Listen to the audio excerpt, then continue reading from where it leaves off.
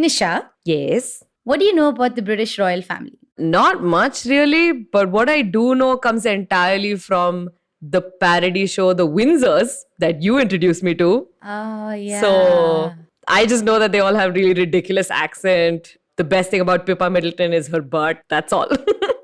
She barely counts as a royal family member. So that's okay. But do you generally know who Queen Elizabeth II's children are? Not really. I haven't really followed that stuff. So the only person I would know is maybe Prince Andrew because of his Epstein connection. So unless he had like a sister who also ran the Epstein ring, this episode does not make sense. He had a sister, but this has nothing to do with the Epstein. Oh, then I'm already disappointed. Have you ever wondered why women don't do more crime? Well, we're here to tell you there's misconduct all the time. Women are thieves and murderers, That's gross misconduct. con artists, money launderers, Criminal misconduct. financial fraud that's hard to track, Takes some planning, but still misconduct. even breaching a contract. That's more civil though. Misconduct, misconduct. We tell you all about women that suck, things that make you say, what the? It's misconduct. Hello, and welcome to Misconduct. We are a podcast about female criminals from across the world and beyond. Okay, not beyond, but Earth. Mostly the Earth. I am Ragavi. And I am Nisha. I don't know what to say anymore because I have no idea where we're going with this episode because it is a surprise episode. This is Ragavi's surprise episode where the format of it is that one of us comes in completely cold. Ragavi is going to tell me the story and I'm just going to react. That is correct. It's actually my turn today to take Nisha through the life and times of a woman that did some not nice things maybe. But before we start, I want to ask Nisha, and I hope she took a second while we were playing the theme music to go look this up. Can you name, you know what, I was going to ask if you can name anybody in the royal family, but this is not worth it. Can you just name Queen Elizabeth's kids? No, I have no idea. Oh, King Charles, I guess. Yes, that's one. Prince Andrew. Okay. Everyone's favorite. Mm. So I know we talked about the Windsors. There was that lady who has that haunted mansion. Yeah. I don't know who I don't remember her name. Okay, so it's obviously Elizabeth's daughter Anne, who is Princess Royal. Anne. Yes. And they also have a younger brother who is Prince Edward. I have never heard of Prince Edward. On the Windsors, he's the guy doing all these random acts for money because he doesn't have money. It's fine. Right. Yeah. Terrible. Yes. But among all of these four, King Charles, Princess Anne, Prince Andrew, and Prince Edward, who do you think could have done something illegal? All of them. Yes. The answer is yes. No, but like, who is the woman in this list, Nisha? Obviously, Oh, okay. that's the whole point. Princess Anne. Yes, that is correct. But before we get into what she may or may not have done, let's start with who Princess Anne is because Nisha clearly is super clueless about this. So, No idea. Yeah, let's run you everybody through this, right? So, the Princess Anne or Anne, Princess Royal, because we're all stuffy people who need titles like this. So, Princess Anne is the second child and the only daughter of Queen Elizabeth II and Prince Philip, who is the former Duke of Edinburgh. So, she's also the only sister of the current King Charles III. And Anne was born on 15th August 1950 at Clarence House, which is usually the residence of the royal heirs to the throne. She was born during the reign of her grandfather, King George VI, the one from The King's Speech. Have you watched that movie? What do you think? It's a drama. It's got Colin Firth. No. I have not seen that. The only thing I've seen with Colin Firth is... Bridget Jones' Diary? No. What? No. The Dumbledore movie. What is that? Fantastic Beasts and Where to Find Them. He was in it, right? You're thinking about Colin Farrell. Close enough. It's two very different people. But yeah, I think the answer is you haven't watched it. So she was young basically when her mother succeeded the throne, and Anne largely grew up in Buckingham Palace. So today Anne is 16th in line to succeed the British throne. And there was a time when she would have basically been 4th in line, back when Queen Elizabeth did not yet have grandchildren. But since then, Prince Charles had 2 sons, and his sons, Wills. William Wills, Harry. has 3 children. Yeah, Harry has 2 kids. And then there's Prince Andrew who has kids. And then Prince Edward who has kids. And Anne sort of becomes the last in line. And the other thing is, this is kind of sad, but back before 2013, when sexism was still among us, clearly because you fixed it now. Yes. Yes. There was something called the Succession to the Crown Act, which allowed male heirs to skip over female ones. So even though, so Princess Anne was technically the second born for Queen Elizabeth, but because she was a woman and, 2 men were born after her, she's pushed last in line. Wait. So can you tell me the order? So it's Charles first. So, okay, by birth, it's Charles, Anne, Andrew, Edward. But by succession, it's Charles's kids and their kids or whatever. Right. And then Andrew and all of his kids. When you say male heirs can skip her, that means even William can skip her and be king? William will, obviously. I mean, because, sure. But if let's say none of Prince William and those kids, it was only Charles and Andrew and Edward, then she was last in line. Oh man, that is so sad. It is. That's it so no longer unfair. applies. No, it no longer applies. Any British royal family member born after 2011 will no longer have this issue. So all of Prince William's kids, regardless of their gender, will be picked as per their birth. Okay. But that's not the point of all of this. That's a separate type of sexism that I can't get into right now. There's not enough time. That's different. But what is important is, despite all this shitty lineage stuff, Anne is actually considered to be very well loved by the British subjects. I use the word subjects very loosely because it's not really accurate. Yes. And for a nepotism baby, people really liked her. And I will tell you why. You will actually genuinely enjoy this. So, among all the royals, Princess Anne is actually known to be the most hardworking one. And even at the age of 72, she still has royal engagements. So Anne originally started her royal engagements in 1969 at the age of 18. Like literally, as soon as she legally could, she got those A-levels and said, yeah, enough. I'm going to go start this. And today she's the patron of over 300 organizations across the UK, and most of them are non-profits. In fact, as of 2022, she had more engagements than Prince Charles himself. Whoa. In 2022, she had 214 engagements and Prince Charles had only 181. So wait, what's an engagement? It's basically where you go to an event that you're a patron of or whatever, and then you wave and kiss babies and stuff. Oh. Yeah. Okay. So the influencer hustle life. It's basically that. But the only Nice. difference is Princess Anne has maintained her affiliations and therefore her engagements for effectively decades now, because she's been working so long. It's not as easy for a king or queen because things can slip out of hand here and there, but she has clearly been loved. Right. She's also the only of those 4 kids that actually had a real job. Oh. Yeah, what was it? because she's actually an equestrian.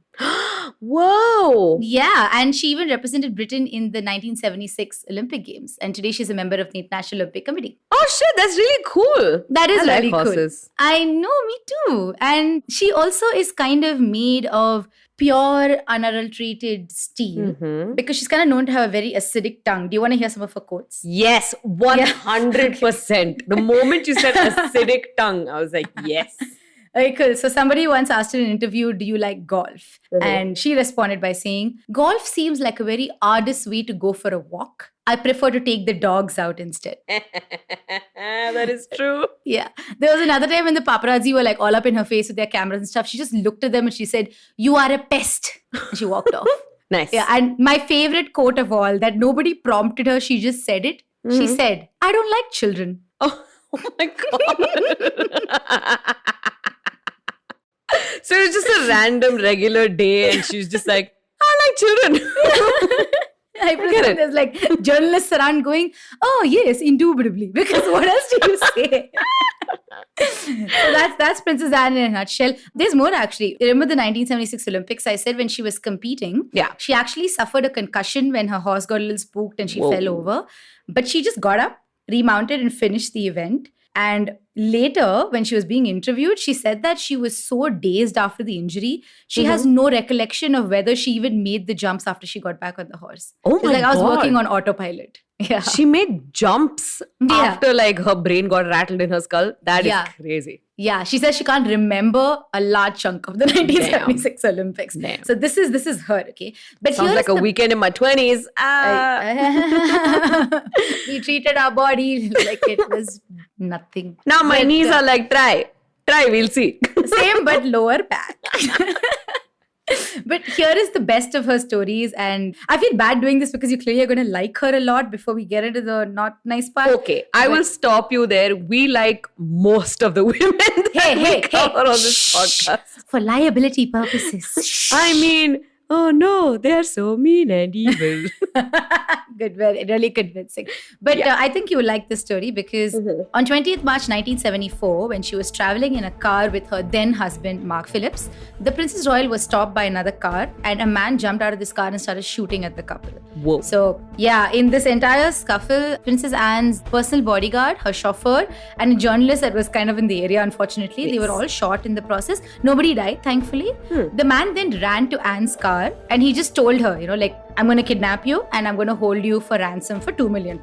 And he told her, get out of the car and go to my vehicle. How do you think Anne responded to that? She said, you've already used up 4 of your 6 bullets. Just shoot me and end it. Close. But she instead looked at the man and she's like, basically he said, get out of the car, right? Yeah. So she looked at him and she said, not bloody likely. And she just sat there. Nice. She just refused to move, okay?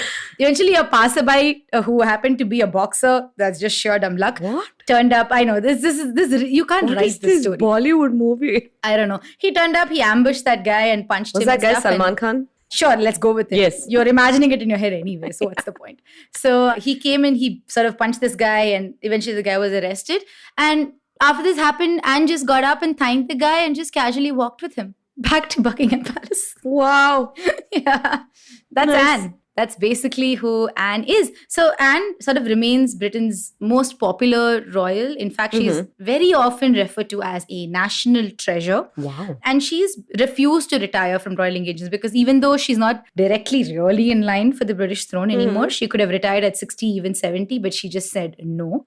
And how old is she? 72 right now. Okay. Yeah, and since her 18th birthday, she's completed over 20,000 engagements on behalf of the royal family. Damn. And this is very interesting about her because not many royal family members do this. She's known to be about the only royal who recycles her outfits. Yeah, she doesn't have a stylist. She prefers to do her own hair and makeup. In fact, she turns up late for events because she's doing her own hair and makeup. Nice. And so she's single-handedly holding up all of the, nice, well done. Pretty much. And for that, they put her last in line.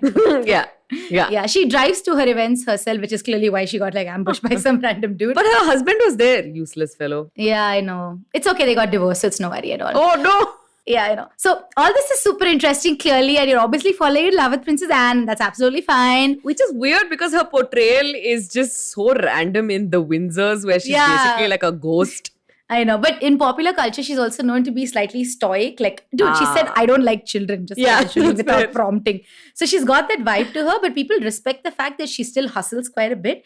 She doesn't sit there. Fair. She could comfortably sit there taking in the money that she gets from the royal I respect that. It's more of I don't need to talk, my work will talk for me, which is... That is literally a quote that I also read. I mean, not exactly like that, but she basically sort of said, I can't just exist as it is. I have to do things. Otherwise, nobody will know. So, nice. Yeah, that's literally exactly what she is. So, all this is great. This is amazing stuff about her. And at some point, you might be thinking, hey, Ragavi, if Princess Anne seems like this likable, fun, only likable royal family member out there, why is she the subject of this episode? Correct. Right?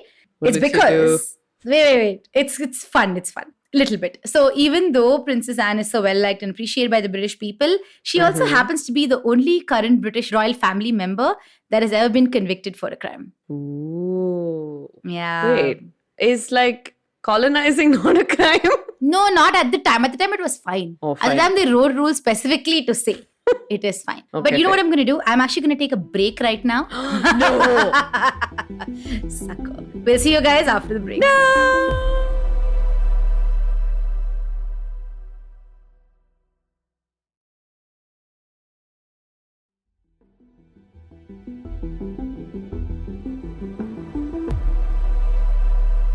Welcome back, everyone. After the break, I'm very annoyed with Ragavi right now because she left us with such a cliffhanger because I love Princess Anne now. What could she have possibly done? That she was convicted of a crime when, look at her family, man. Please, Ragavi, please. Tell us.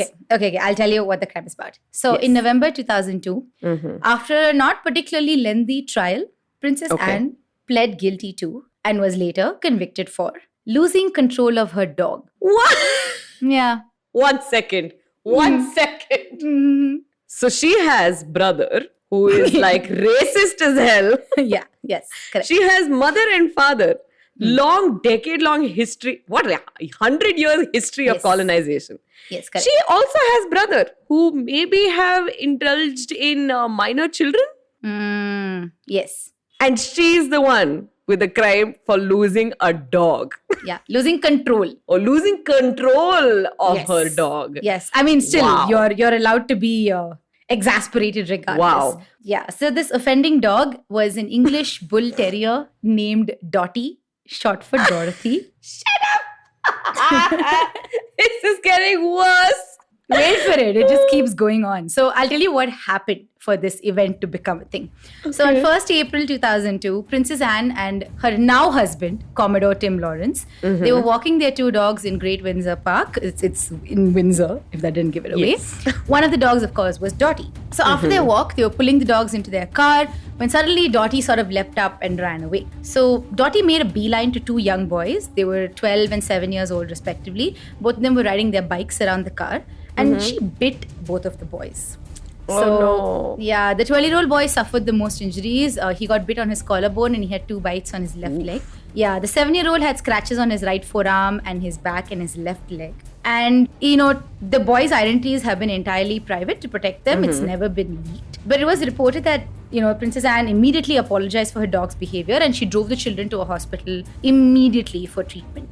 And they were largely healed, except for some psychological trauma course. that comes with it, of course. But as soon as they showed basically overall signs of healing, the parents of the boys went to the police and filed a complaint against Princess Anne and her husband. Wow. Yes, and as luck would have had it, Britain takes its cases of public nuisances very seriously because there is an act. That No, one they'll wait. take seriously. There is an act Okay. called the Dangerous Dogs Act of 1991.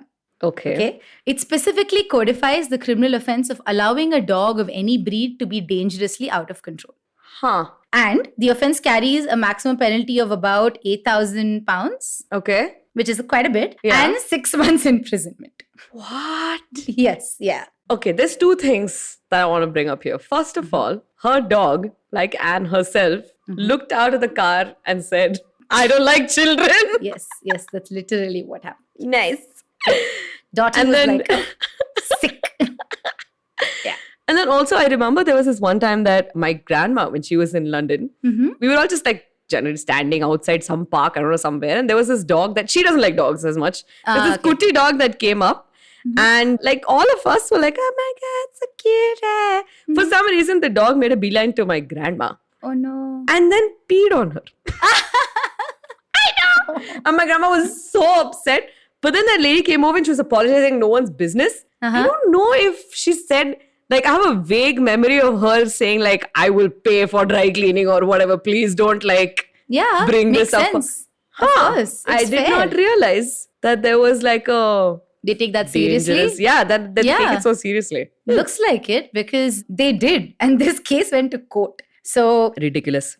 no, but I get it. Kids were bitten. So Okay. it's a little Yeah, okay. harsher. And a law actually exists for this, right? The intention of the law is to sort of ensure that people don't breed dogs to the point that they become really violent. Because the more inbreeding that occurs in, especially in like breeds like Rottweilers, Yeah. bulldogs, corgis, a lot of these animals get extremely vicious as you keep inbreeding them. And that's a lot of what the law is trying to cover. But Princess Anne fell under this anyway because technically it did happen. There's something that happened and children were hurt. So in this case, Anne was originally ordered to appear in court sometime in September 2002, but she had to skip because of a charity visit that she had made to Ethiopia. But she Okay. made a pleading to the court saying that she did not want preferential treatment in any way. And she said, I will attend the next hearing. So Nice. kudos to her. Yeah. And that's how she appeared on 21st November 2002 before a district judge in Berkshire to answer the charge under the Dangerous Dogs Act, Wow. which is a real act, yes.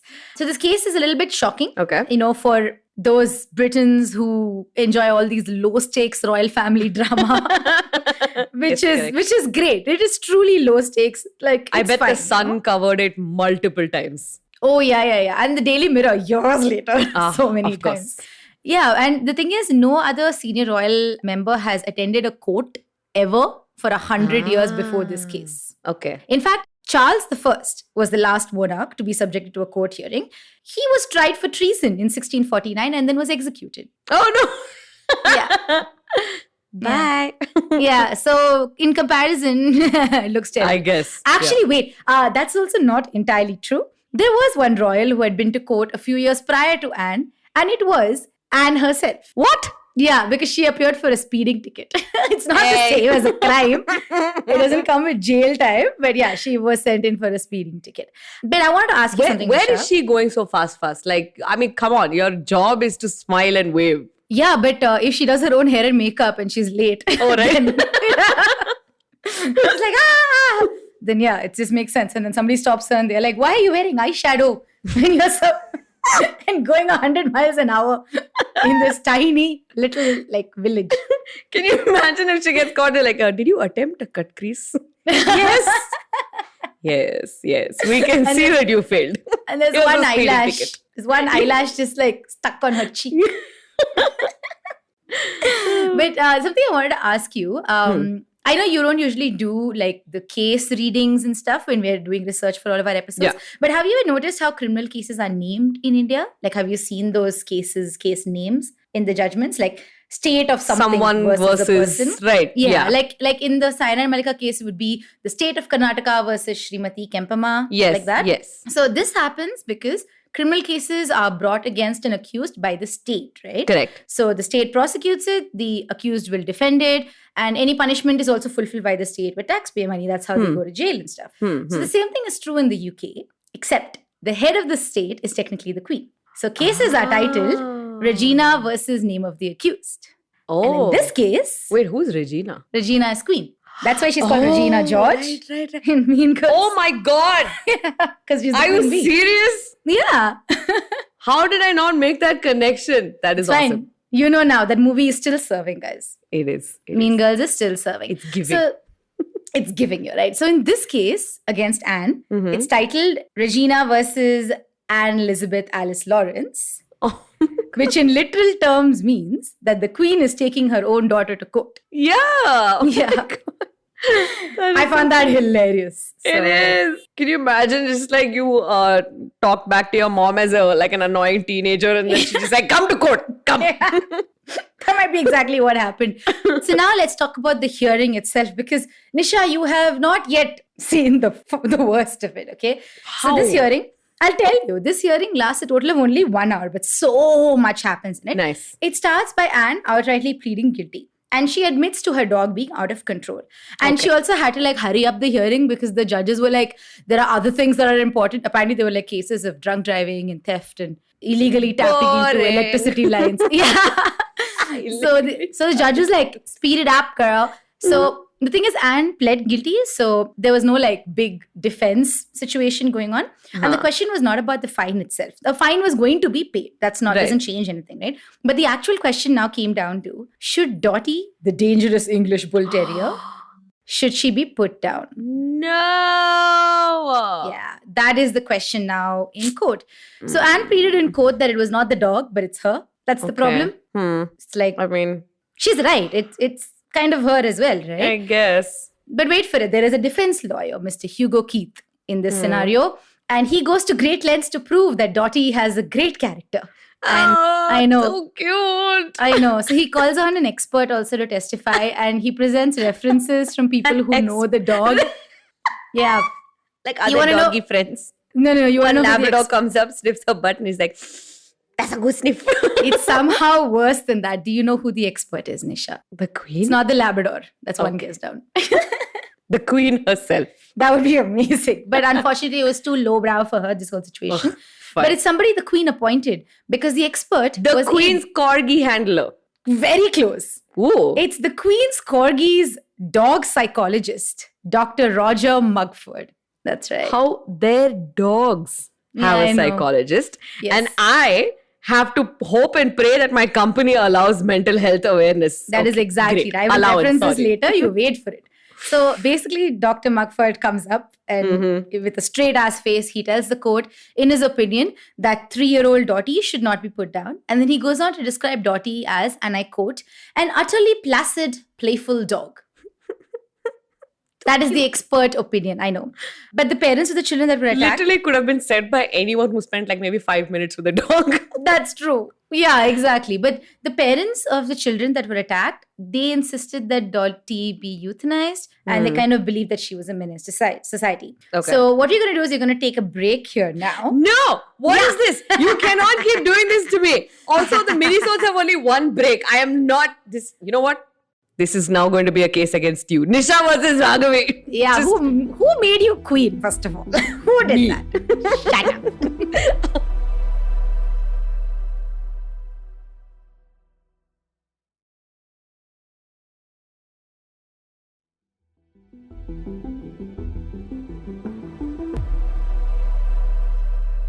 Welcome back, everyone. After the break, I am dying with anticipation. So the thing is, like most of the listeners know that I am totally for the death penalty and things like that. But this is a dog.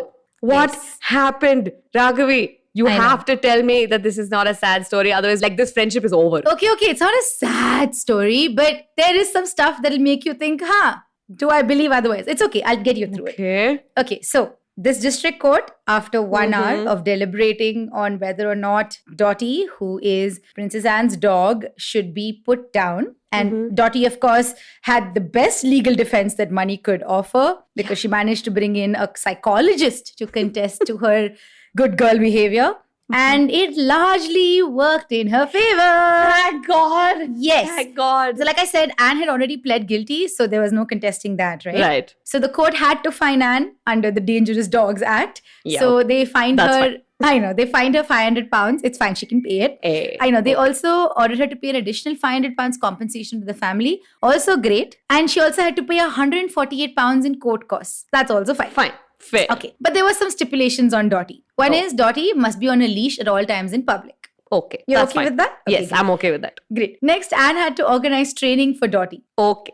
Yeah. Okay, good. Send her to school. Yeah. The other thing is, the court said that they don't need to put a muzzle on Dottie unless there was a public place where she could have a lot of distractions. Then maybe a muzzle might be necessary. So not great. Understandable. Yeah, Understandable. I get it, right? So in her judgment, the district judge Penelope Hewitt, she acknowledged that Anne and her husband were quite experienced dog owners, but she gave an ultimatum. She said that if any future incidents occurred with Dottie, it could result in putting the animal down.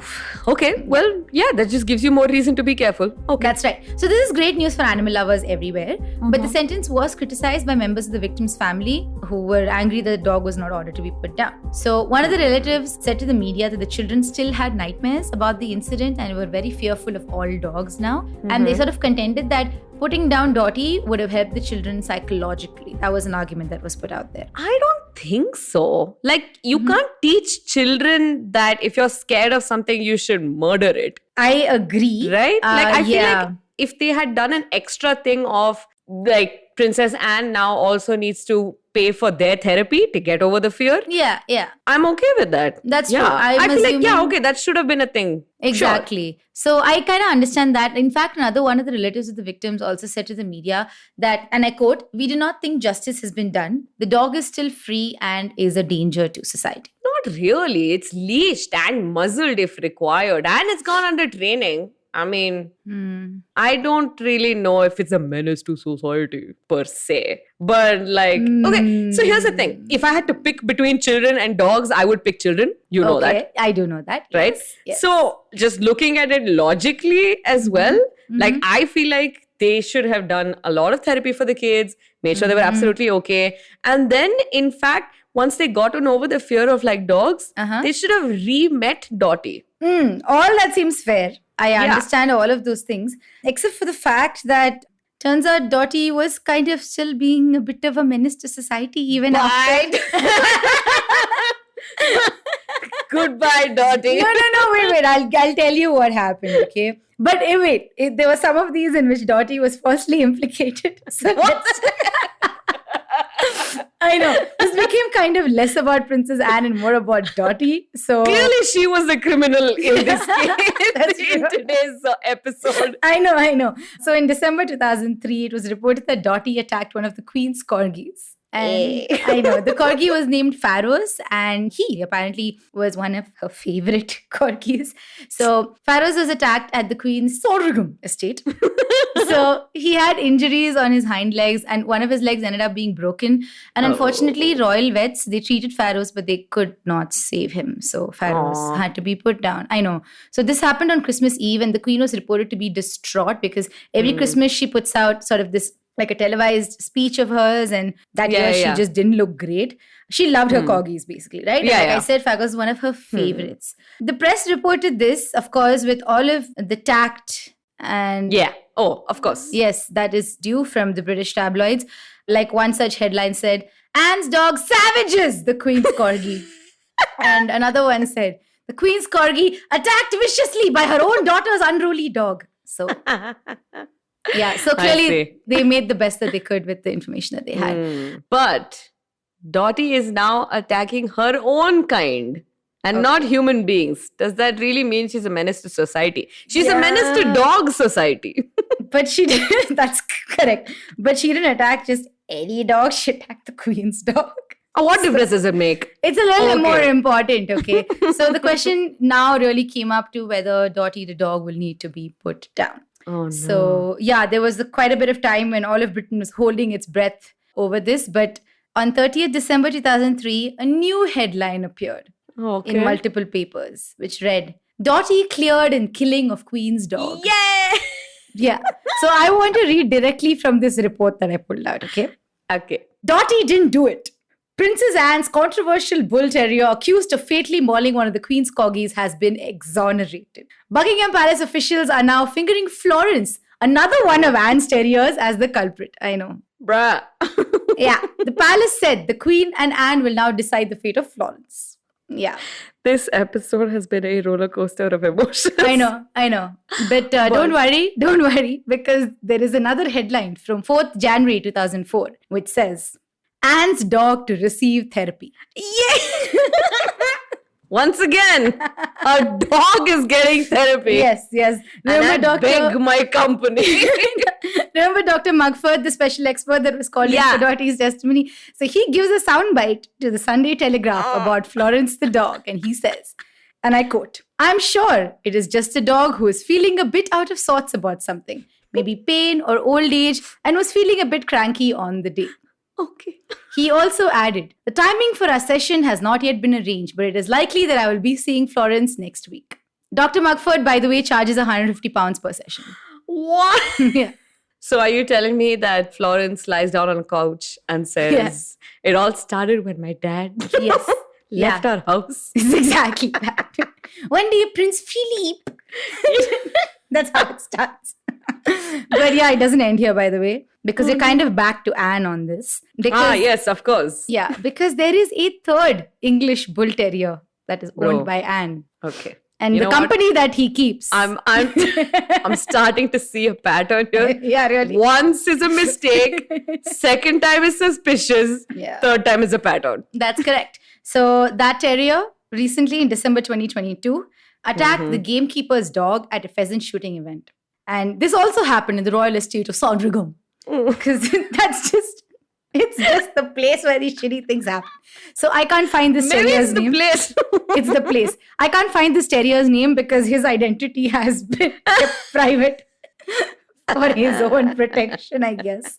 But the incident seems to have been a little bit hushed up because it was not actually reported to the police. So outside of like people in the palace saying what happened, we don't really know, okay? But somebody present at the shoot did say that the whole affair became very tense, mostly because people started worrying if the royal children were safe around Anne's dogs anymore. And I get that.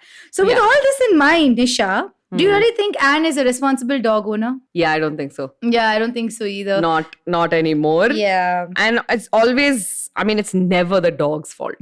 It's never the dog's fault. It's obviously the owner or nature that has made it aggressive or like fearful or whatever it is. That's true. So And 100% put a leash and muzzle on Princess Anne. remember how I said that the Dangerous Dogs Act in particular was to make sure that dogs that were constantly being bred and inbred Yeah, correct, did correct. not have these dangerous issues. Yes. The problem with a lot of the royal family's dogs is they are majorly inbred. And none Like of the the royal family. Yeah, pretty themselves. much. And none of the royal family folks are actually responsible dog owners either. And now we're going to get to the Queen, because the Queen has had a bunch of Pembroke Welsh corgis, right? Yes. Over her life from 1933 till 2022 till her death, she owned 31 corgis. And all these corgis completely inbred, like literally 10th generation inbred, and they're all known for their terrible behavior. Do you want to hear a list of people that have been attacked? Because I have a list. Yeah. So, in one incident, the Royal Palace clockwinder, which is a real job, by the way. Okay. Yeah. He was bitten by a corgi named Susan. And no one named Susan is ever a good person. I'm just going to put it out there. Oh And my God. later that year, the Queen Mother, who is Queen Elizabeth's mother, had a corgi as well. And that corgi bit a policeman on duty. He was literally just walking around. I know. I don't have specific numbers on this, but a significant number of postmen and chauffeurs have been bit by the corgis. Postman, I understand. It's a Do you though? stereotype. Shut up. It's a stereotype for dogs, and they're living up to it. Terrible. Another time, the Queen Mother's dog attacked the Queen's dog. And during this entire scuffle, the Queen also got bit. That's what you get. Yeah, it got so bad that in 1968, multiple members of parliament had to request the Queen to put up a "Beware of Dog" sign at her Balmoral estate. Bro. Yeah, it got genuinely that bad. Can you imagine seeing a "Beware of Dog" sign and there's just like these 4 or 5 balls of fluff that are coming towards you? Of really violent fluff. Fair, You know? fair. And this overall shitty behavior is why the Queen has a dog psychologist on call. Yes. Because Dr. understandable. Mugford was hired in 1989. Oh my God, he must have made so much money off I of know. these dogs. Yeah. And 1989. This is back when depression wow. didn't exist. People still called it hysteria or something. So, like even human psychologists were not getting any work back then. I know. Can you imagine this guy's dad, like him going up to like, Papa, I want to be dog psychologist. And his dad is just like, what does that even mean? Get a real job. I would Study assume- engineering. Yeah. And now he's like, now? I would assume Dr. Mugford is just straight up like lying to his dad. Till his deathbed, he was just like, I am the Queen's doctor.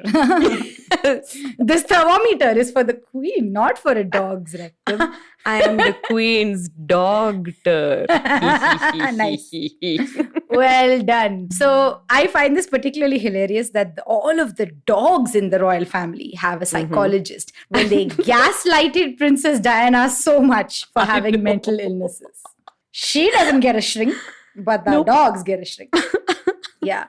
By the way, this since Prince Andrew is something that we kind of flitted over, there were reports later that Prince Andrew's dog bit the domestic help at his residence multiple times, and apparently he just sat there and watched and laughed at them because he's a disgusting human being. That sounds about right for Prince Andrew. That's true, but he's still a disgusting person. So that is really what you have come down to: the fact that Princess Anne may not have been a responsible dog owner. In fact, the way she worked with her dogs or refused to work with them and sort of train them ended up in multiple people getting hurt, including other dogs, and other dogs were put down because of this. Oh.